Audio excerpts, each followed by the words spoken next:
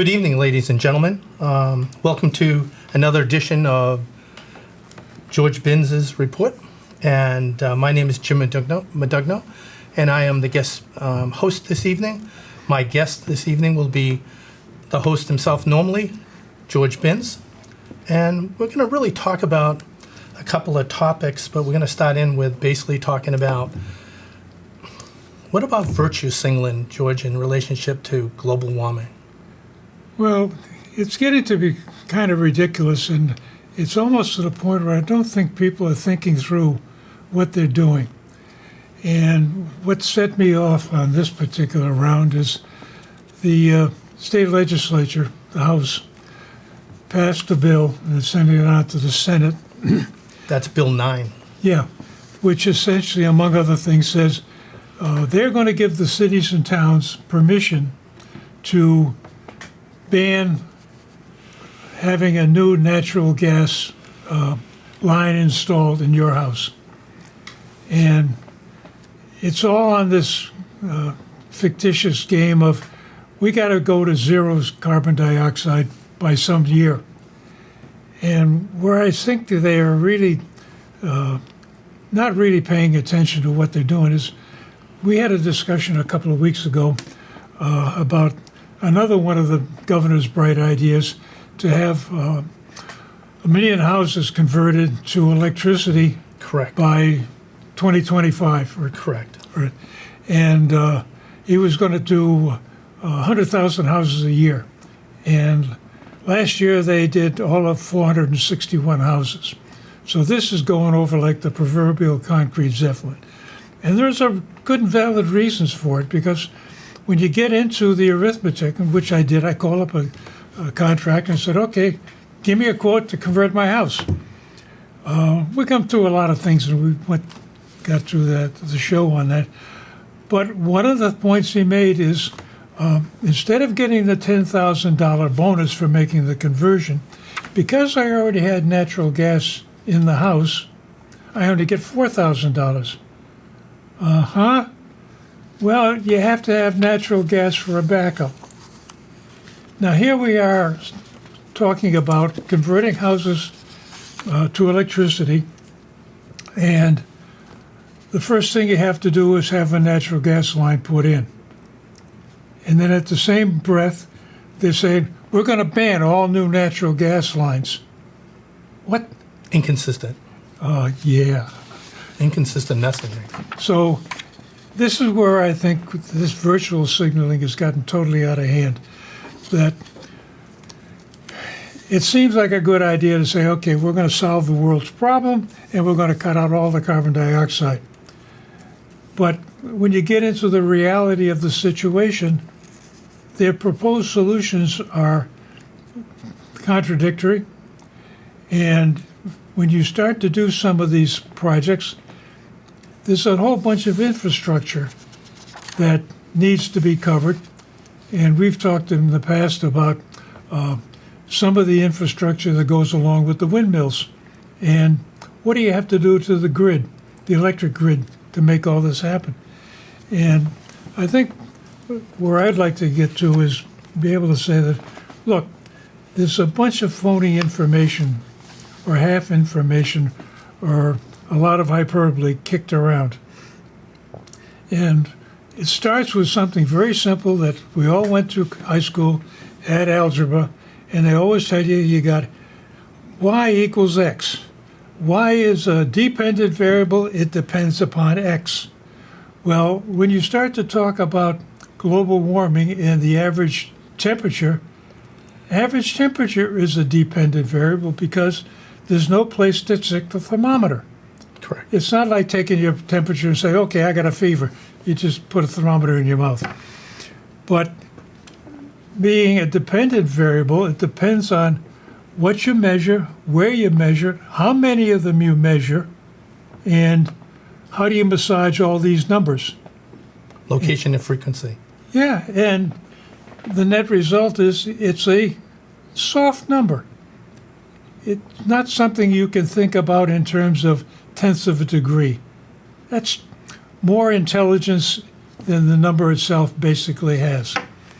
And The other thing that bothers me is, was we were talking just before the show that we've had some pretty decent weather the last couple of 100 years maybe. And everybody thinks, well, that's the way it always was and always will be. Ain't so. So, Zach, could you put up the first chart, please? So basically, this is a chart of average temperature and carbon dioxide over the last 400,000 years. And where that is significant is we've been in an ice age for the last either 1.75 million or 2.5 million years. Depends on whose book you read. And we've had something like 6 ice ages over the last 36 million years. So this is a recurring cycle that we go through. And what this particular chart shows is the red line is temperature. So you can see the temperature drops rather dramatically, about 8 degrees centigrade, and that's an ice, not an ice age, that's a glaciation period. That's the other problem we have with the discussion. Definitions get mangled. And an ice age is made up of several cycles of glaciation and a warm period in between. And if you look at that particular chart, and you look at it a little finer, you'll notice that the red line moves first, and then the blue line catches up with it. So carbon dioxide, which is the blue line, is catching up with the red line, not causing it. It is caused by the changes in temperature. And if you look at the upper right-hand corner of it, there's a lot of red wiggles in there. That's what's happened to the temperature in the last 15,000 years, 11,000 years time period. So, Zach, could you go to the next chart, please? This is what that area looks like on a blown-up scale, so you can almost see something. At the lower left-hand corner, you can see it's coming out of the last glaciation period, and that's about 11,000 years ago, depending on whose book you read again, how they define that. And you'll notice there's some warm temperatures that happened back in about 6,000 to 8,000 years ago, much warmer than it is now. So people getting all nervous and jerky about, the temperature's gone up almost 1.5 degrees C since the end of the, not the little ice age or the beginning of the Industrial Revolution. How many of the ice ages was man around? I mean, obviously we've been a hominid species. We've been around 200,000, 300,000 years. So we've been through a couple of glaciation periods. Some good books written about it. There's a good article in one of the Scientific American magazines about how 175,000 years ago, in the middle of one of the glaciation periods, we almost got wiped out. And we're down to an estimated 200 mating pairs and living on the southeast coast of Africa and living on shellfish. And that's where the first heroic man came up, because he was the one that ate the first mussel or the first oyster. Okay. So that's what they were living on back then. And it happened again as frequently as about 75,000 years ago on the coast of Spain. So the Earth is going through these cycles. Yeah. Right? And we're just coming out of an ice age, right? We're just coming out. And we're still in an ice age. We're coming out of a glaciation period. Wasn't it around 1970 that everybody was concerned that we were entering a small mini ice age? The temperatures were considerably colder? Yeah. Well, and again, I can remember the eyes and ears of the world, movie tone news, and they were showing pictures of Patton's Third Army racing across Europe, France, to relieve the Battle of the Bulge in the wintertime, and the tanks were slipping off the road. And you think a tank has got treads with a gouger on the bottom. It couldn't dig into that stuff. So 1930-ish through late 60s, early 70s, it was kind of a cold period. And then the weather shifted and climate changed. There's no doubt that climate is changing. Yep. I mean, living here in Beverly, I've lived here almost 55 years. So when we first moved here, my wife and I used to go cross-country skiing on the Beverly Golf and Tennis from a little after Thanksgiving to sometime April, middle of March, April. Can't do that anymore. Haven't done that for almost 30 years. The climate changed. Yep. It happens all the time. It's nothing new. And you get to some of these other issues. And Zach, could you put up the third chart, please? This is a little bit of a complicated chart. All those vertical blue lines are actually temperature extremes in a given year.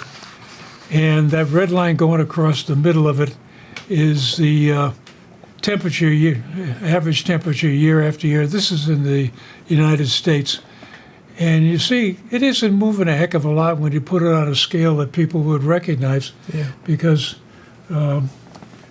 It's not really moving that much. it's about, that line is about 59 degrees, 58 degrees, kind of an average.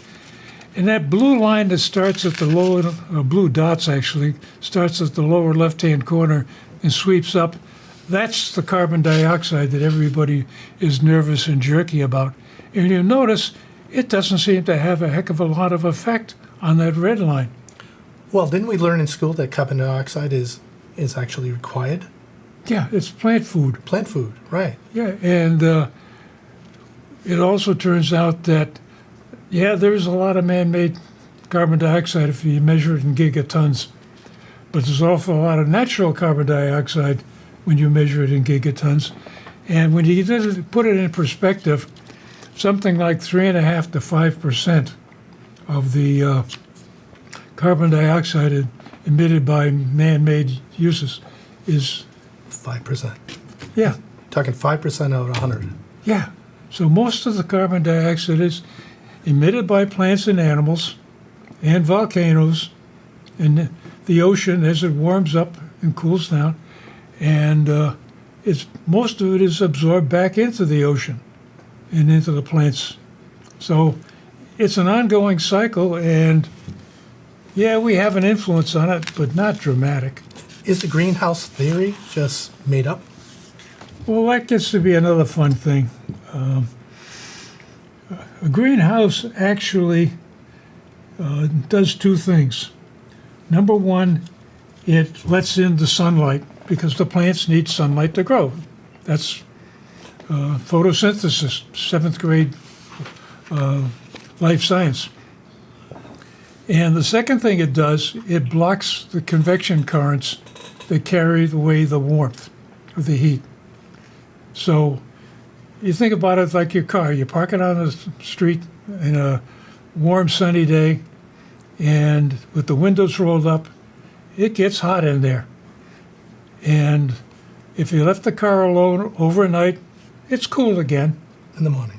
Yeah, in the morning. Yep. So, yeah, you can trap some heat inside of a car, but you can't trap it all forever. So most is dissipating. Yeah, it'll dissipate by itself. And if you leave the windows open, it dissipates even faster because the convection currents will carry it away. So you get into these issues that they're making up stuff, creating catastrophes that never happened. And when they didn't happen, well, we just sort of walk away from that one. I remember Al Gore had one in his famous movie that, oh yeah, before too long we're going to be anchoring ships to the tip of the Washington Monument because the ocean is going to rise. And Obama goes out and buys a house on Nantucket. He's not expecting a rise, and he knows something. Yeah, I mean, you look at the inconsistency of what the messaging is, right? You think about the Paris Accords. Yeah. Recently, they just had another one of those meetings, and they had hundreds and hundreds of people who flew in, all on their own single jets. Oh, yeah. So if carbon was such a big thing, why is it all these spokespeople and the people that are supposed to be supposedly organizing these things not showing any, really just saying the words, but their actions are not supportive of what they're trying to sell? Yeah. Well, it's all right for you to give up carbon dioxide, not have a gas line, but for me, no. It's do as I say, not what as I do. It's that game all over again. Yeah, And frustrating. it's frustrating, it's hypocritical, and it's back to this whole game of virtual signaling. I'll make a bold statement that we will cut out any new gas lines. But I've got an old house, and I already got a gas line, so I can make that statement with impunity. And this is where it keeps coming down to, is that we're getting caught up in these games that have no real value, and they're not going to do anything, because you look at what's going on in the world. China and India are gobbling up coal as fast as they can because they have no alternative. One of the embarrassing ones is Germany got really weird. They shut down all their nukes, and they went to solar and windmills as their power source. And all of a sudden they noticed their carbon dioxide is going up. Well, when the wind don't blow and the sun don't shine, you got to crank up a power plant. And the only power plants they got are coal-fired.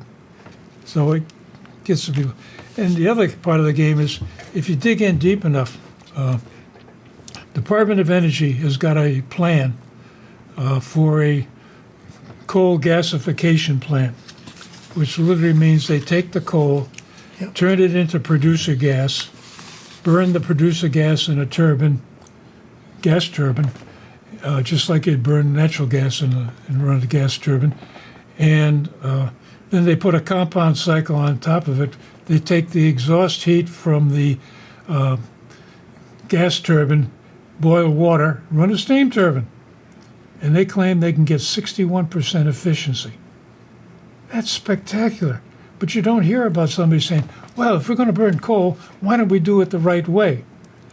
Right. Instead, we say, no, you can't burn coal. And what does that do to the coal miners and all the people that are in that business? I noticed in the information that some of you shared with me is that the recent studies have indicated that the public has, especially in Massachusetts, being one of the places, is just ignoring the cries for global warming at this moment in time. Well, it's just like the story about crying wolf. They keep crying wolf forever and ever. And after a while, where's the wolf? It didn't show up. Right. And this is the case. The other one that's really embarrassing is they took down the sign at Glacier National Park that said, the glaciers will be gone by 2020. Whoops, they're still there. 2020 has to It's come and gone, and the glaciers have not come and gone. Which brings me to another question. When I think about, we all believe in clean air, clean water, clean earth. And I think in general, we're doing a heck of a job of continuing to improve on that year in, year out. When I see this Bill 9 from Massachusetts being presented, and then I look around, what we seem to have that every state is trying to develop their own policies around addressing global warming.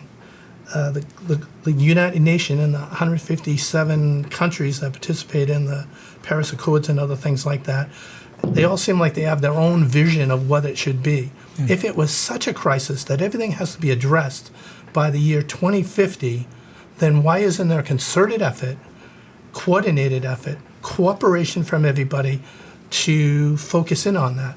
Is it because it's not something that people can touch?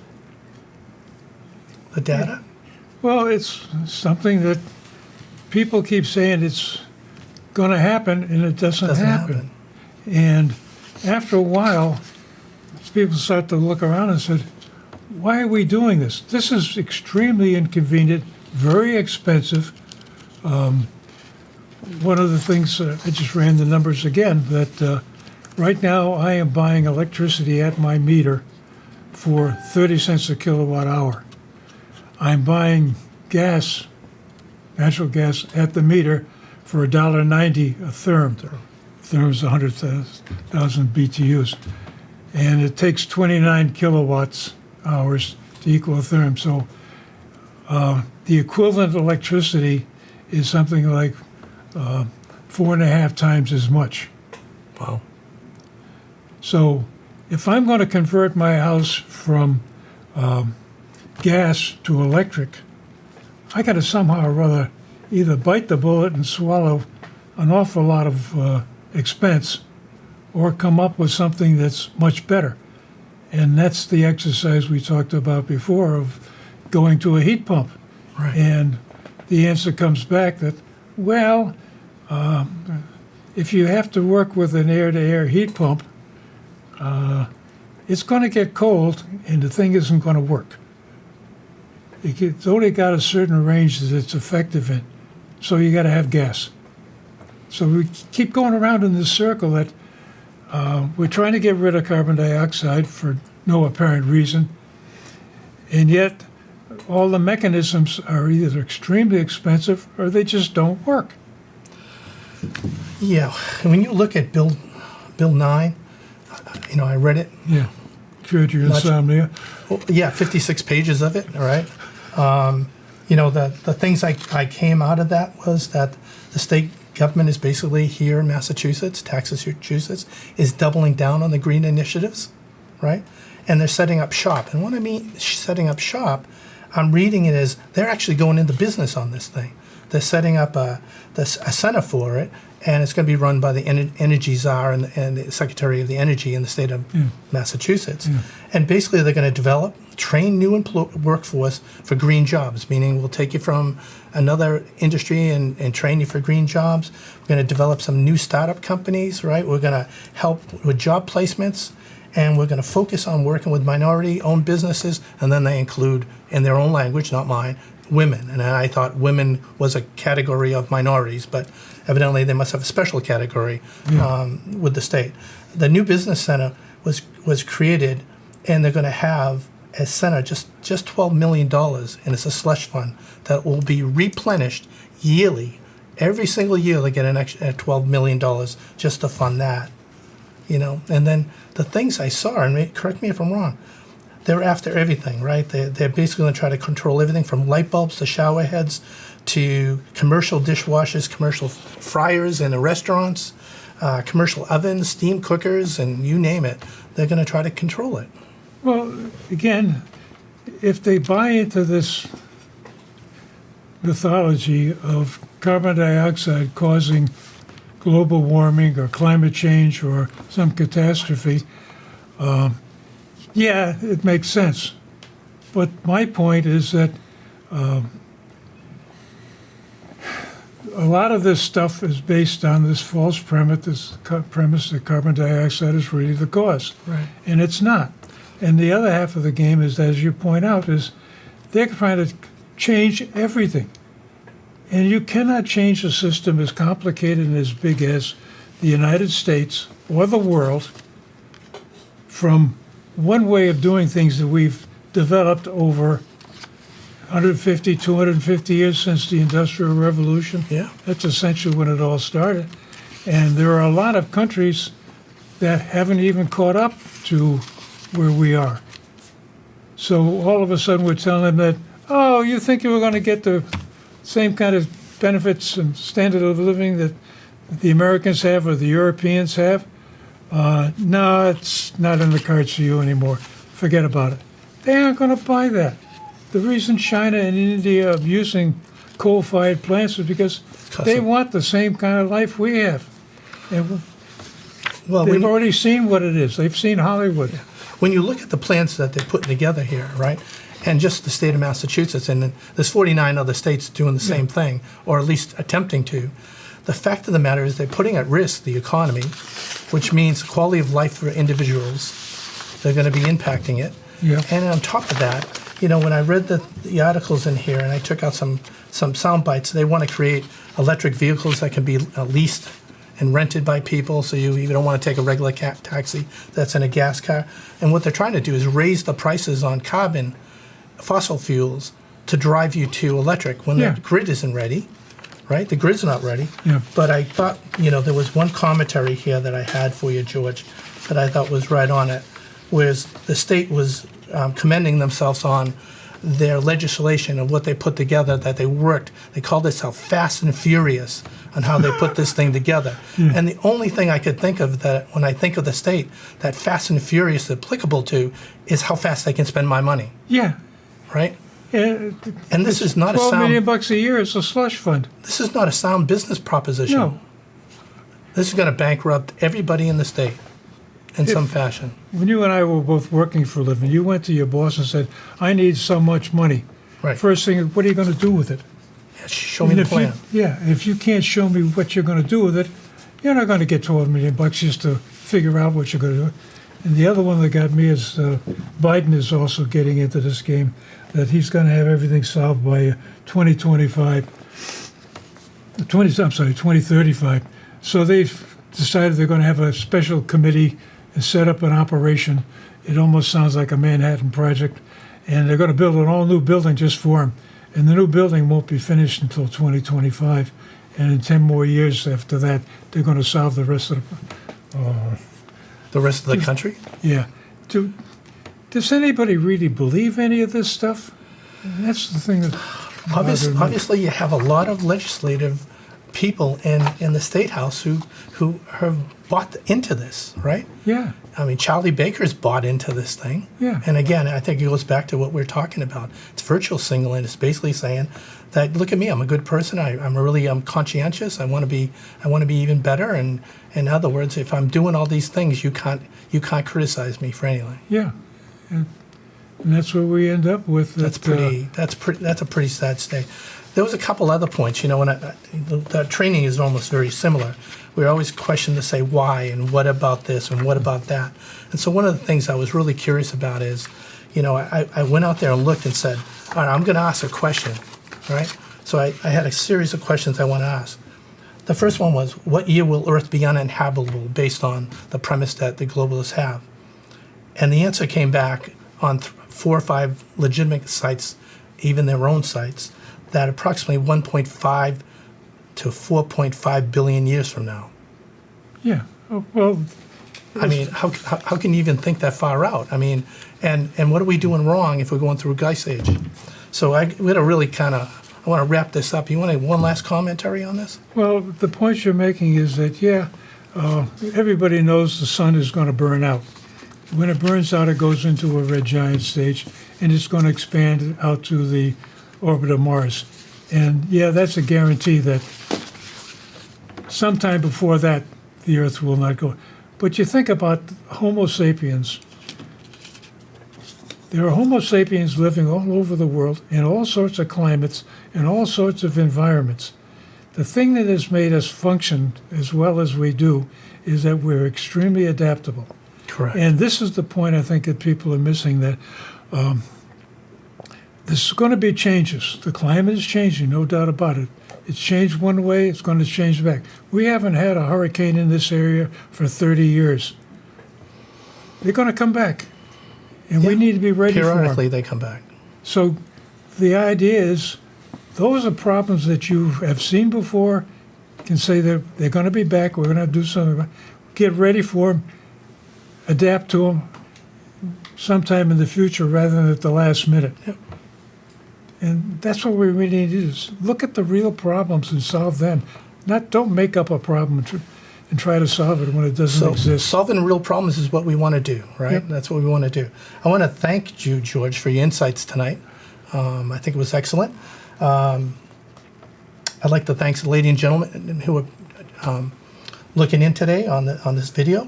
And if you have any questions or you want to participate in these forums, feel free to take a look at the email at the end and contact George Binns.